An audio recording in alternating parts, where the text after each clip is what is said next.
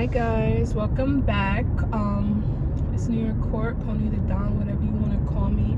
I'm on my way right now to go get my toes done, but I thought it's the perfect time to tell you guys part 3 of my narcissistic, racist ex-boyfriend. So where we last left off,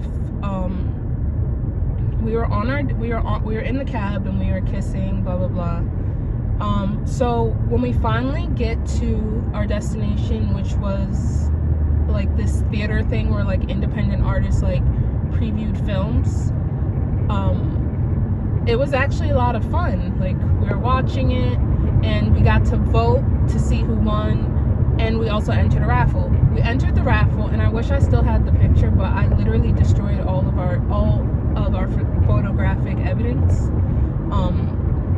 Basically, we took a picture of it, like we took a picture together, and we just looked so different. We looked so different, and it wasn't even the skin tone. It just looked like we didn't belong together. And I don't mean that to, like, I'm not saying I'm better than anyone, and that's not what I mean, but what I mean was he was severely unkept, and like, it was just weird. Like, and the whole time we were together, like, people were looking at us, but I was like, you know what, I think this might be one of the first situations where I like somebody for their vibe, and I'm just gonna still vibe with them, like, regardless if I'm attracted to them. And the more you like somebody, the more you end up getting attracted to him, because like, I loved his vibe. Like, we would laugh and everything. It was just very copacetic. So after this, it was a really nice night. After this, he was like, hey, like, let's not end the night, like, let's meet up with my friends. So I'm like, okay. So he was like, do you mind if we take an Uber pool? And I was like, no, because also, like, okay, shorty trying to conserve money, like, I'd rather not, but like, shorty trying to conserve money, you can't hate on him for that. But again, I didn't know that there were many reasons for his actions. So we get to where his friends are, and like, it's a little awkward because this is my second time meeting them, and technically my third time meeting him, and my second time hanging out with all of them, including him. And we get there, and like, everybody's drunk, and like, I'm trying to like loosen up, so I'm drinking and I'm trying to get comfortable. And one of the girls, the same girl who told Christian, oh, Kate is sad you didn't say bye to her, she comes up to me and she's like, oh my god, doesn't it make you so uncomfortable to be around all these white people? It makes me so uncomfortable. Ugh. Mind you, this girl is white. So I was like, and now, like, it's like getting super late. It's like 12 or 1 a.m. and they want to bar hop. And mind you, me and him are supposed to be on a date, and I'm hanging out with his friends. This is our first date.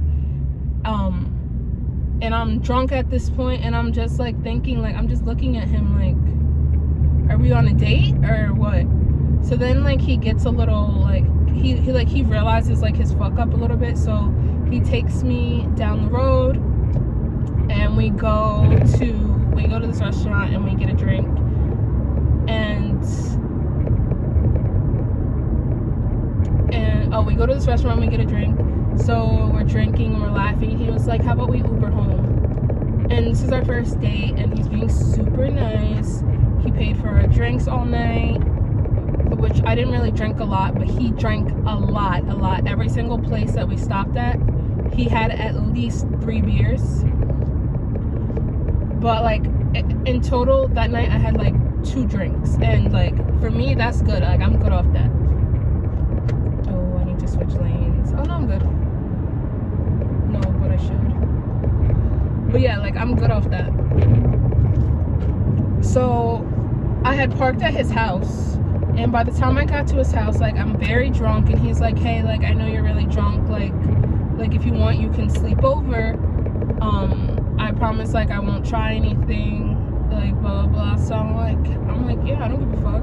So he gave me like clothes to sleep in, and like, I slept in his bed, and of course he tried something, but no. But we did, like, we made out, and then we went to bed or whatever. Oh my god. Then we went to And then the next day, we wake up, and now this is Saturday. We wake up and he's like, what are you doing today? And I was like, I don't know, I don't have anything planned. And he was like, well, like, do you want to come back over and we can like paint and stuff? Because I love to paint. I'm an artist. He loves to paint too. He's an artist. So I'm like, yeah, that'd be dope. Ladies, let me teach you a lesson. Never hang out with a nigga 2 days in a row. One day only. Because after you hang out with them 2 days in a row, it's like they're like, oh, you have nothing better to do, I got you. So I come back over and he cooks me dinner and we're painting, blah blah blah, and we like fall asleep cuddling on the couch. And then I wake up the next morning and I'm like, hey, like, I'm gonna head home. And he's like, no, why don't you just like stay for the day, blah blah blah. So I'm like, okay. And I ended up staying for the day. And then like when it was nighttime, I was like, okay, like, I have to go home because I have to go to work tomorrow. And he was like we were at this point we were like, I guess, driving around the city in my car. Mind you, we always drove in my car because his car was, he drove a beater, and he always insisted that we drive my car, which I found really annoying. And again, you're gonna find it annoying too, but every single place we went, we drove in my car, and it was just super annoying. And he always drove my car. And rule number one, ladies, never let a bum ass nigga drive your car. So at this point, like, we're driving, and I was like, I'm gonna pick up my laundry and then I'm gonna go home. So I picked up my laundry, and then after I picked up my laundry, he's like, I really don't want you to go home, like, since you have like clothes, like, why don't you spend the night and then just leave from work and go then. Like, leave from work and leave from my house to go to work because it's closer to your job than your house is. So I'm like, okay, fine.